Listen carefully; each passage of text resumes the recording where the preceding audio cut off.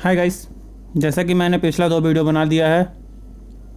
पहला बाबर के बारे में, दूसरा उनका बेटा हुमायूं के बारे में और तीसरा हुमायूं के बेटे अकबर के बारे में अभी बात करने वाले हम लोग। अगर आपने हुमायूं और बाबर का वीडियो नहीं देखा है तो आप डिस्क्रिप्शन में जा कर के देख लीजिएगा। डिस्क्रिप्शन में मैं लिंक दे दूँगा। चलिए अब हम लोग अकबर के बारे में बात करते हैं। अकबर का इतिहास। अकबर का पूरा नाम बदरुद्दीन मोहम्मद अकबर था।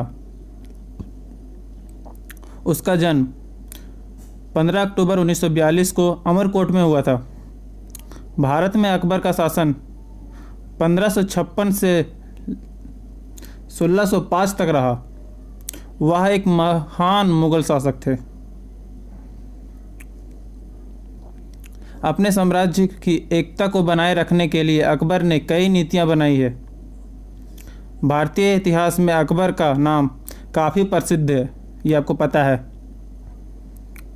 उसने अपने शासनकाल में सभी धर्मों का सम्मान किया है। ये भी इस लेख में हम अपने अकबर से जुड़े रोचक तथ्यों के बारे में विस्तार से जानेंगे। जैसे अकबर का नाम अकबर क्यों पड़ा। अकबर का जन्म पूर्णिमा के दिन हुआ था, इसलिए उनका नाम बदरुद्दीन मोहम्मद अकबर रखा गया था। बद्र के साथ होता है पूर्ण चंद्रमा और अकबर उनके नाना शेख अली अकबर जामी के नाम से लिया गया था। यह भी प्रचलित है कि काबुल पर जीत हासिल करने के लिए उनके पिता हुमायूं ने बुरी नज़र से बचाने के लिए अकबर का जन्म की तारीख और नाम बदल दिया था।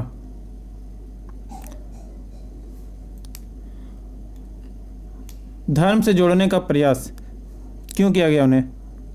ज़्यादातर भारतीय मुगल सल्तनत के तीसरे बादशाह महान अकबर को एक ऐसे संघ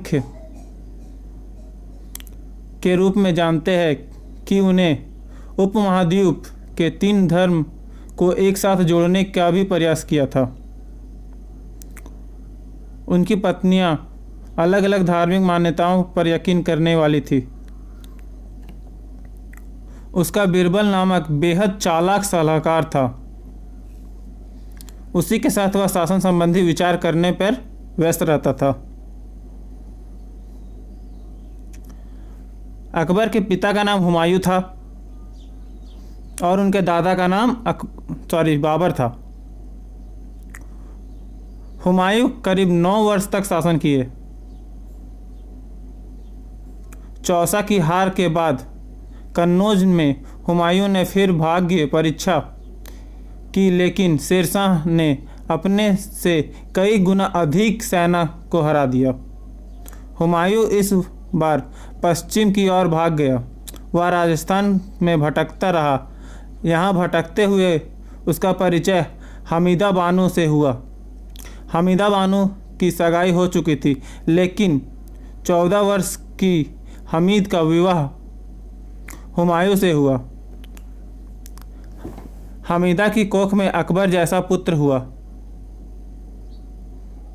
माता पिता से बिछड़ना क्यों हुआ। हुमायूं का बचपन काफ़ी कष्टमय रहा। हुमायूं अपने खोए हुए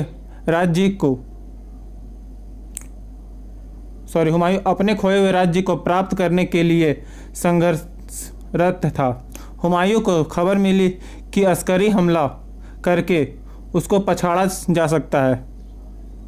हुमायूं हमीदा बानो को अपने पीछे घोड़े पर बिठाकर पहाड़ों की ओर भागा। उसके जाते ही अस्करी 2000 घुड़सवारों के साथ वहां पहुंच गया।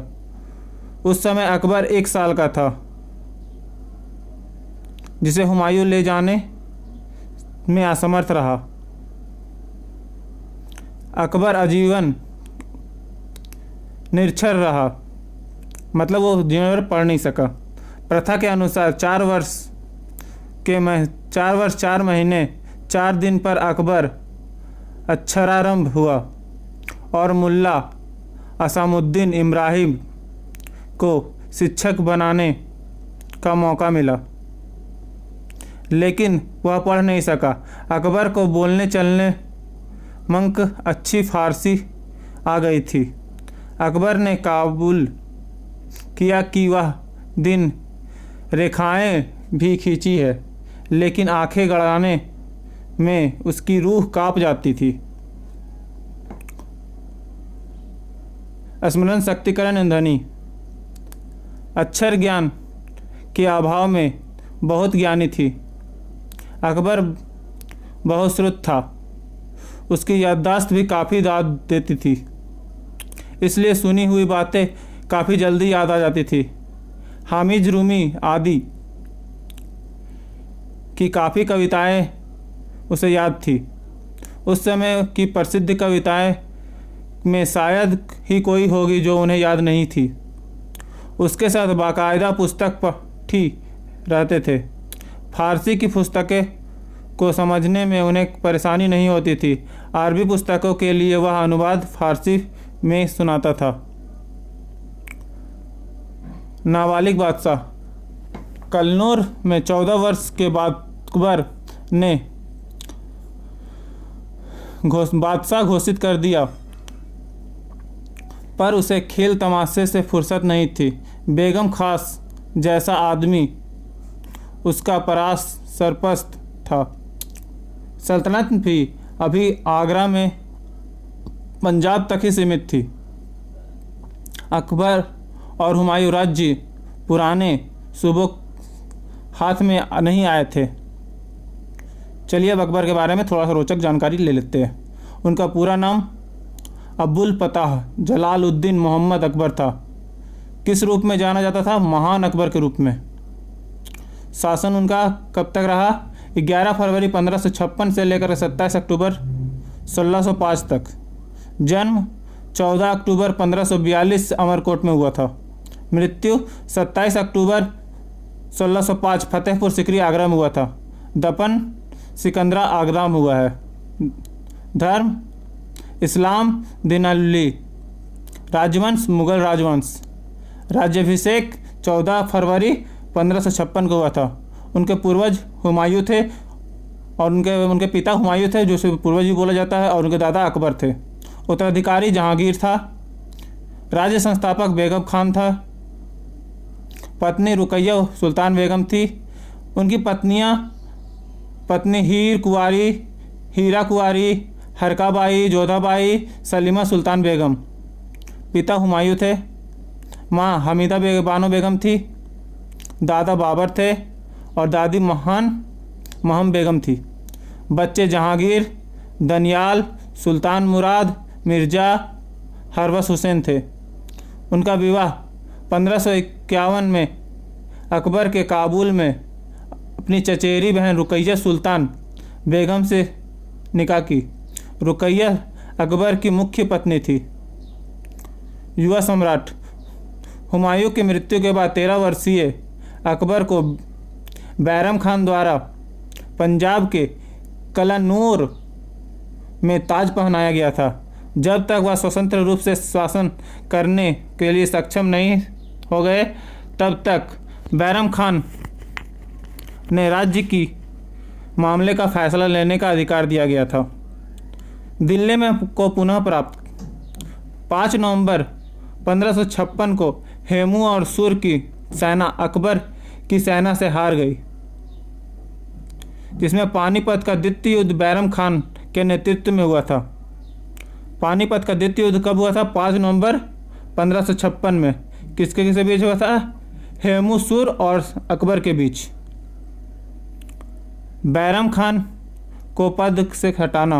अकबर ने अपनी दाई महम अगना की सलाह पर उनके संबंधी बैरम खान को वर्ष 1560 में पद से हटा दिया गया। मध्य भारत में विस्तार। वर्ष 1564 में मुगल सेनाओं द्वारा गोंडवाना साम्राज्य पर विजय प्राप्त की थी। हल्दी घाटी का युद्ध कब हुआ था?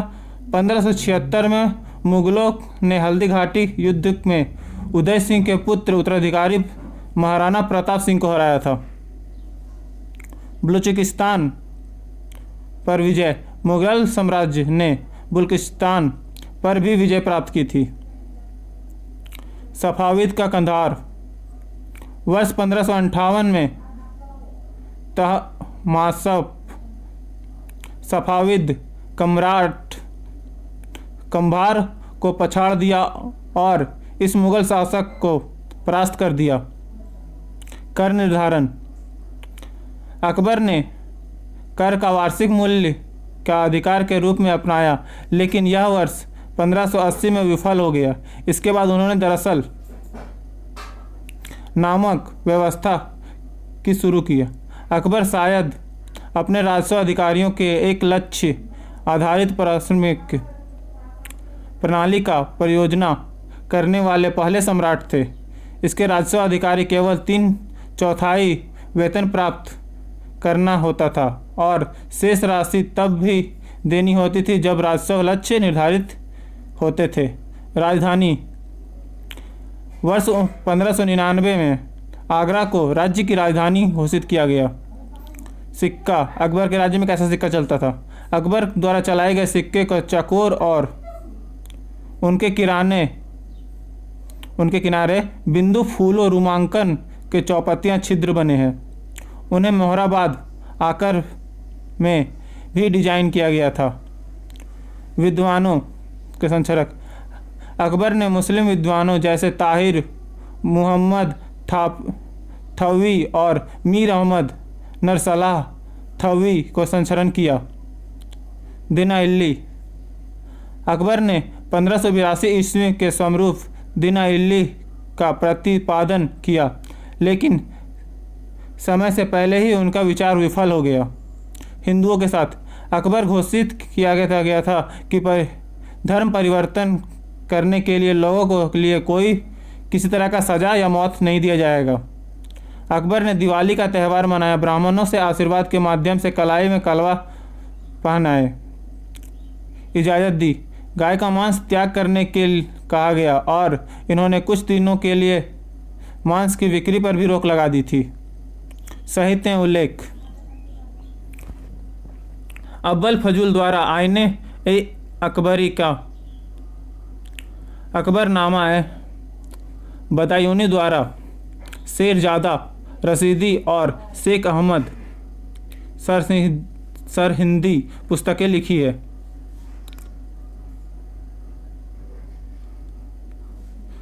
अकबर की मृत्यु 27 अक्टूबर 1605 में हुई। उसे दफन सिकंदराबाद आगरा में एक मकबरे में किया गया है। थैंक यू गाइस, आज के लिए इतना ही। अगर आपको मेरा चैनल पसंद आया तो लाइक कीजिए, सब्सक्राइब कीजिए और शेयर कीजिए। आगे मैं और इसी तरह का लाता रहूँगा।